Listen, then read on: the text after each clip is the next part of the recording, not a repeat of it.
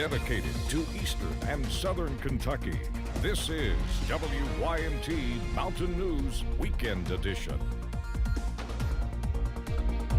Good evening, I'm Keaton Hall. Volunteers in Fleming Neon gathered to give away thousands of hot meals to flood survivors. WYMT's RJ Johnson shares why these volunteers keep coming back. Something as simple as free hot food can make hundreds of people wait in line. There's things that we take for granted they still need. And it's humbling to be able to give such small things and know that it's huge for them. In honor of her son, Tanya Charlton created David's Legacy to give back to those that need it, which is why she brought her team to Fleming Neon in Letcher County to feed flood survivors. She says assisting in flood recovery has made her open her eyes. To come down here a year ago, there was nothing left. So their rebuild is so slow. If you want to realize how good you've got it, this is the place to go. And maybe, if nothing else, it's going to open your heart to start giving something back. Founder and coordinator of Operation Letcher County Recovery, Gary Conley, says he knew they needed to help. Everybody saw the news reports. Everybody said, this is terrible, I wish I could do something. And we decided we'd bring the food and the barbecue grill in and do something. And it's turned into a coat drive, book drive, clothing drive, supplies. He says they are not going anywhere.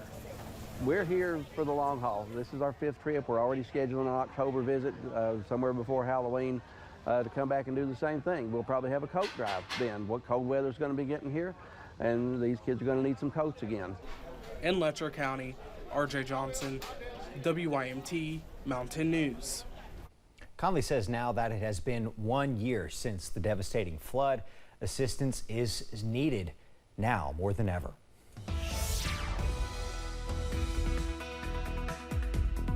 Well, some good news. Our first alert weather day has ended, all thanks to the severe thunderstorm watch also ending earlier today. So that's good news there, but we had some strong to severe storms earlier today. As you can see, some widespread reports of downed trees, also down power lines, and that did lead to thousands of Kentuckians without power, and still many people are without power at this hour. But the good news, though, the heaviest showers and storms are now off to the south. However, we are watching out for a few more showers and storms, especially along and west of I-75. So a first alert in Pulaski County, also Rockcastle County and Wayne County as well. A few spotty showers and storms are possible as we go into the rest of tonight. Also watching out for this dying line of showers and storms that's pushing through south central Kentucky. And once again, some of those could also impact our southwestern counties. No severe weather is expected tonight, but a few showers and storms cannot be ruled out, especially over those southwestern counties. Here's a look at your forecast. We stay mild and muggy in the upper 60s and lower 70s, but a warm day on tap on Sunday.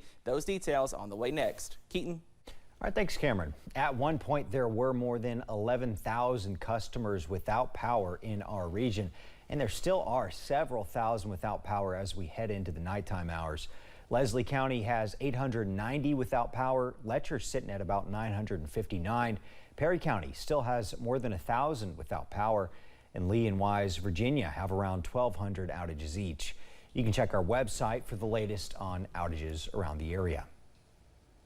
This weekend marks the 1-year anniversary of the tragic flooding in southeastern Kentucky. Among the hard-hit areas, the small town of Garrett in Floyd County.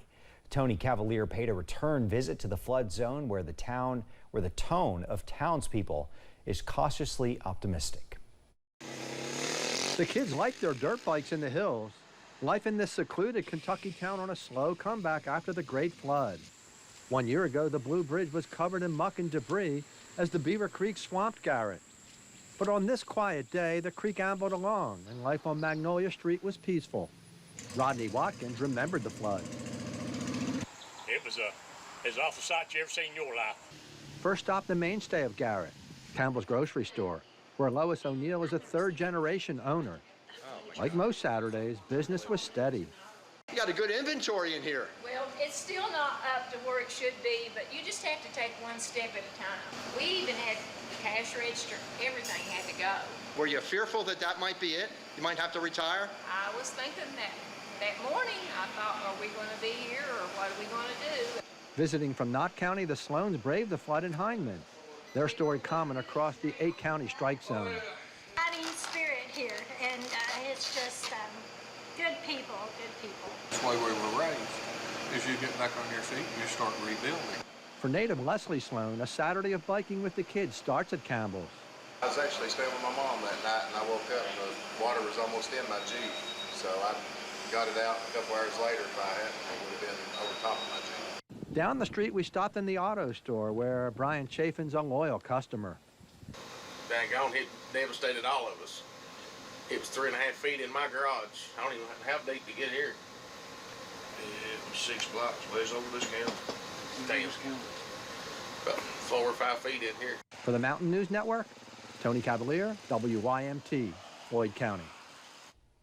Tony says the floods of 1963, 1984, and 2009 paled in comparison to last year's wall of water. 2 people in Bell County are charged with animal cruelty after an ongoing investigation. Middlesboro police have charged Woodrow and Althea Wyatt with over 70 counts of animal cruelty each. Police found dozens of dogs in unlivable conditions in their homes. In total, 66 dogs and 11 bunnies were taken from the house.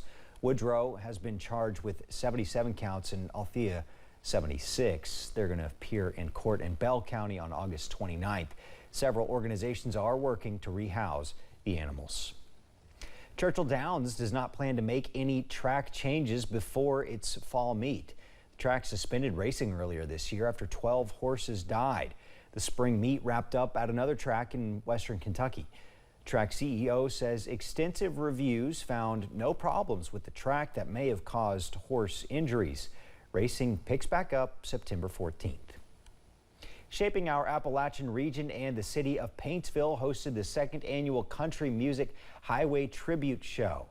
The event is to showcase the local food, crafts, and performers along the Country Music Highway US 23. People were able to sign up for raffles, see live music performances, and try out some local food trucks. SOAR COO Joshua Ball says that SOAR wants to support local artists. Yeah, I mean, that's really what SOAR is about. We create the stage for our Appalachian counties to shine, and we're just kind of making it at a little bit more of a micro level along the Country Music Highway. So we feel the arts are important.